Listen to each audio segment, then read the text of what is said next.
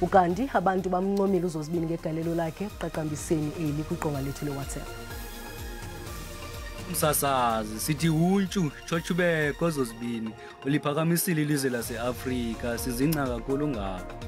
Siyithandile kakhulu into yenzileyo Zozibini ngokuphakamisa ilizwe lethu wasenza sabangabantu yanga nabaza emva kwakho bangazeka mzekweni sithi halala siyabulela siyakwamkela ekhaya sithi welcome home ngezandla ezishushu nje ezigcwele uthando nenjabulo.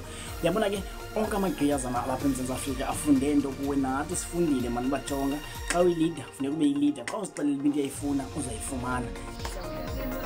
Msasazi siyamamkela kwakhona uZozibini sithi untshu kuye ulimele elilizwe thetha nje nawe silapha kuTsolo esidwadweni simlindile uZozibini usebenzile kakhulu ilali yethu yasesidwadweni uyibeke emephini.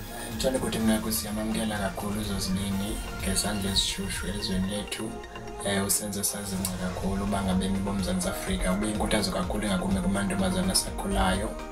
Msakazi siyabonga ukuthi esikhumbule uMiss World.